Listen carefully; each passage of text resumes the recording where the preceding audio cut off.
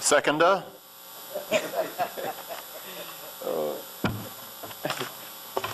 The chair recognizes the honorable member for Kalani. Thank you, Mr. Speaker. Mr. Speaker, as the member for North Africa said, I was more prepared to speak this afternoon, but I was summoned to second. Mr. Speaker, before I start, I'd first like to extend condolence to you on the death of your sister, and I would like to send out to those 400 individuals in Kalani who are celebrating their birthday this month.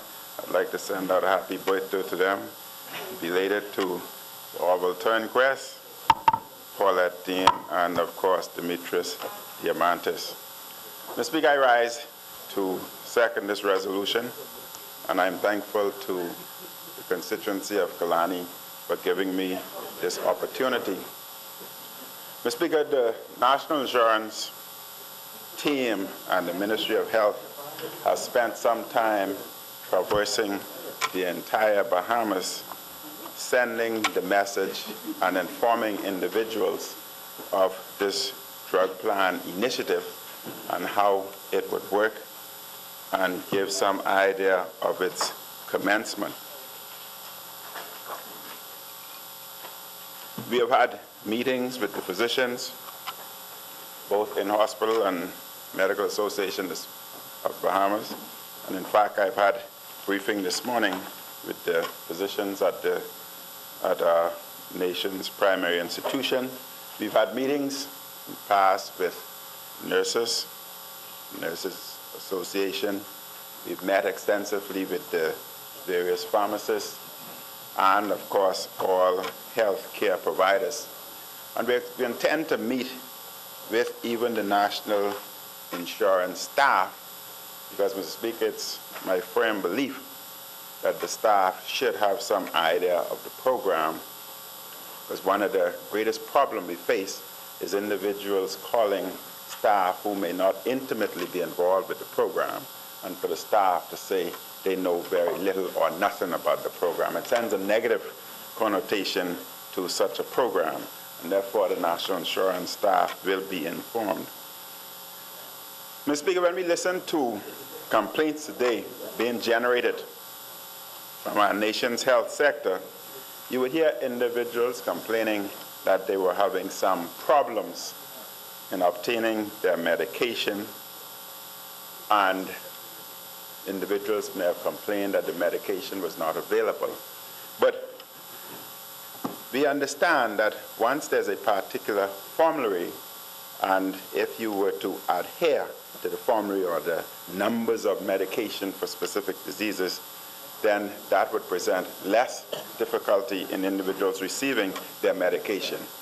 And you would have a better control of your medication as opposed to just prescribing ad hoc. And this plan, Mr. Speaker, will have a formalized formulary so that we know exactly which medication for diabetes, and individuals would prescribe from that particular booklet, pocket-sized booklet that each and every physician can carry around with him, and pocket-sized booklet that would be provided in all the private physicians' offices as well as throughout the institutions. We would move away from the problem we face today of prescribing outside of that booklet, and therefore the perception that there's no medication, and therefore this should not happen today.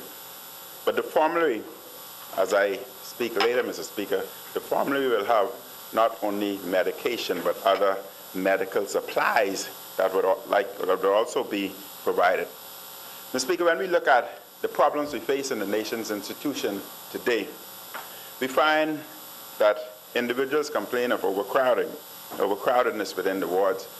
And when you look on any given day, the medical wards, for example, you may find that 48.5% of the ward itself is occupied by individuals with chronic non-communicable diseases, the diseases that we speak of. And the same problem applies to our emergency room. Our emergency room is backed up because of individuals with chronic non-communicable diseases. in addition to the trauma that we face within society today. And if we look at our death patterns, you find that about 60% of our population die from these chronic non-communicable diseases that we speak of. Diabetes, for example, affects about 7% of our society. Hypertension affects about 23%, and hypertension can lead to the problems of renal failure and subsequently dialysis. And when one requires dialysis, then you find that the death rate increases dramatically. And in fact, in the United States alone, about 20 to 22% of those individuals requiring dialysis usually would die within 5 years, as opposed to Japan and others where you're talking about 10. So it's not unusual, Mr. Speaker, to find that somebody who is being dialyzed may have passed away when you look at the death rate so high. And the death rate in that category, you find that it increases about 80 times in terms of heart disease. That is, these individuals have an 80-time risk of dying from heart problems, though they have kidney problems.